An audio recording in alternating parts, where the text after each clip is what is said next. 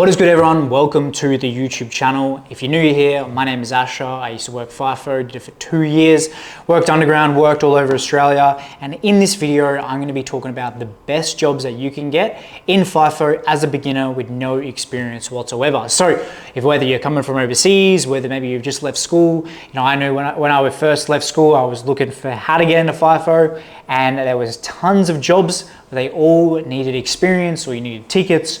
So I couldn't figure out which one to do, and I wish I had a video exactly like this showing me. So I'm going to be breaking down absolutely everything, so after this video you'll be able to apply to the right jobs and increase your chances of actually landing one of these roles. So section 1, what really is FIFO? So FIFO stands for fly in, fly out. If you're flying out of a capital city or a city in Australia, and you're flying into a mine site. So these mine sites will be in the middle of nowhere. There'll be a camp set up for you to eat, sleep, and then there'll be a mine site where you'll extract the minerals, right? Where you'll work. Now, also, there's other jobs in the mine site where you're not actually extracting minerals. Maybe you're building, maybe you're doing electrical work, different sorts of stuff like that. But mainly you're taking a plane or a bus or a car from somewhere out to the remote areas where the mine site is. So it's like mining, oil and gas, construction, and large infrastructure projects where the work sites are too far from the towns or cities for daily commute. So this is how it all works. So you live in Perth, right? That's where your house is, that's where your family is. You fly. Let's say you fly on Monday, fly out to the mine site in Western Australia. You'll stay there at the mine site. You'll work for 2 weeks or sometimes 1 week straight, or sometimes maybe even 3 weeks, but let's say 2 weeks.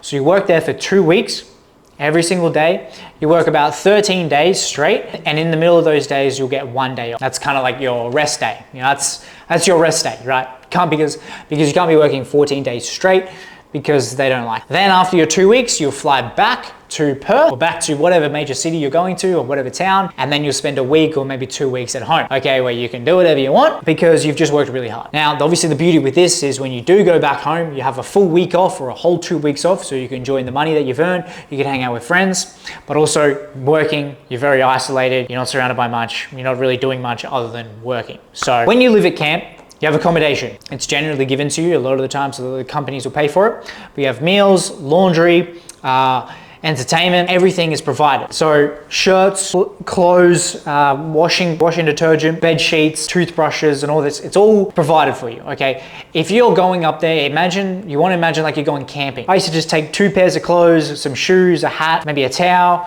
my toothbrush, toothpaste, and that was about it. Everything else I could either buy up there or I didn't need it. You know what I mean? They do sometimes will have a small town nearby where you can go to the shops.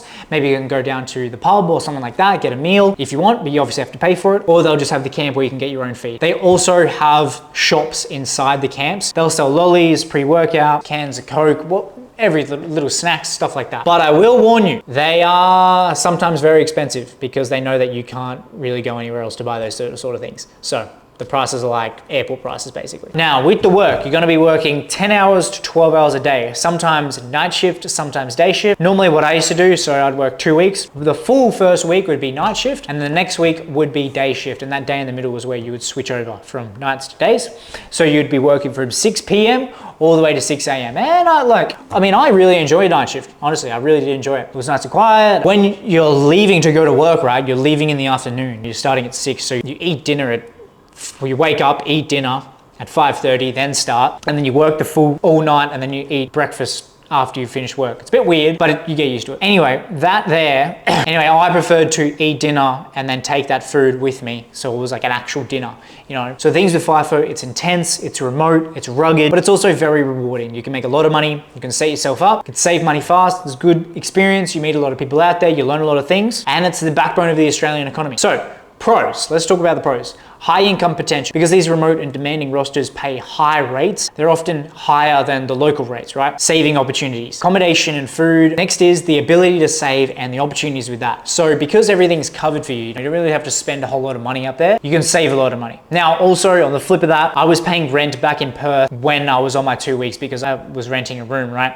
So that was sort of a downside, but also I wasn't spending any other bit of money, maybe a few snacks and that. So I was able to save a lot of my money. Next pro is the time off, the R&R, your week off, your trip to Bali. A lot of times I used to just fly straight from Perth straight to Bali and spend the week there. It was very nice, but I will warn you, normally you're very fatigued after working 2 weeks straight, you're very tired. So those first couple of days in, you're not 100%, you know, maybe you've just knocked off night shift, so you just gotta get back into the swing of things.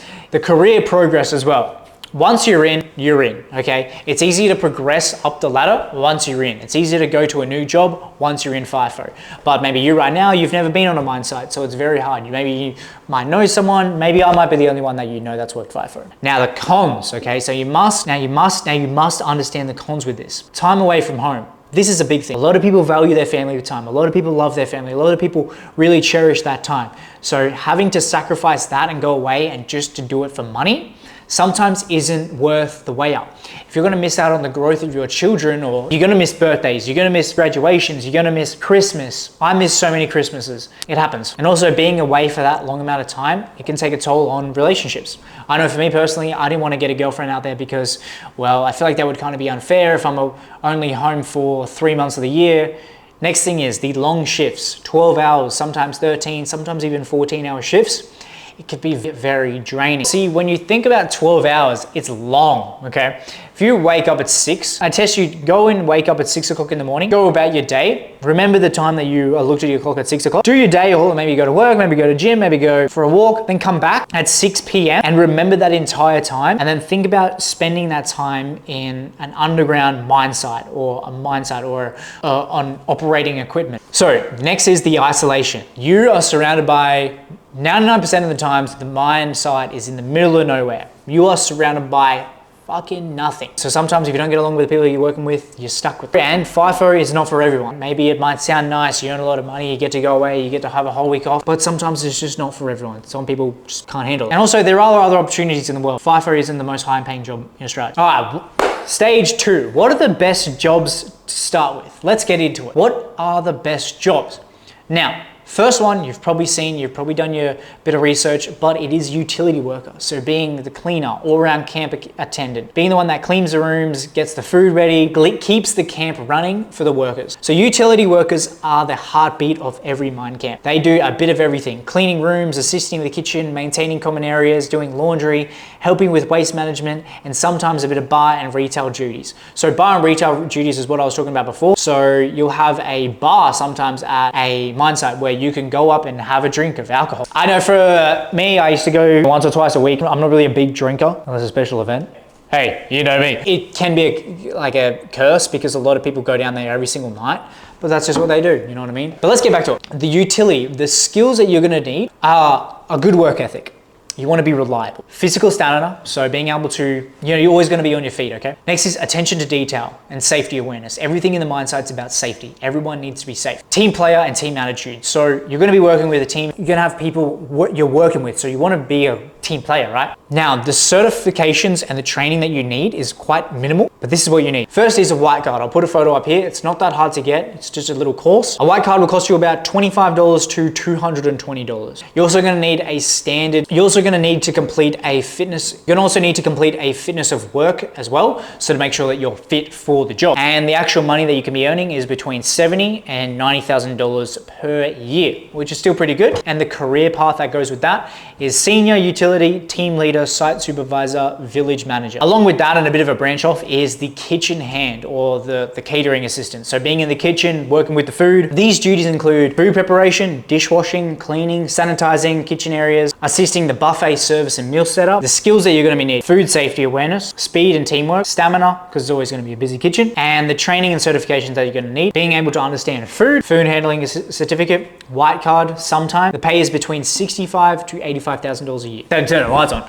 All right, next is the housekeeping. So this is what I was talking about before, where you're looking after the rooms. So the kitchen managers and the kitchen assistants and the chefs will look after the kitchen, obviously, and the cleaners and the housekeepers will look after the rooms that people live in. So the duties that they do are cleaning and restocking the rooms, sanitizing communal spaces, laundry operations, and reporting maintenance issues as well. So this is the main thing of like some camps will have hundreds, maybe thousands of rooms that people are working in. So they have a full team and they have always ongoing work of making the beds, beds, cleaning the rooms, doing the laundry for that sort of stuff, getting that ready for the people that are coming into site, cleaning up the stuff for the people that left, all of these different things, all of these different duties to keep the mine running. Now, the skills that are going to be needed with this are time management, reliability, and an eye for detail. I know for me personally, I couldn't be a housekeeper because I know for me personally, being a housekeeper or a cleaner just wasn't really a job for me. I wanted more hands-on, I wanted more physical labor job. But this one is perfect for the ladies, the people that just want to, a kind of nice cruisy job, not sort of heavy lifting. But also with this, I know that this job gets very repetitive. The money that you can be earning is between $65,000 to $80,000 a year. Next is a trade assistant or TA. Now the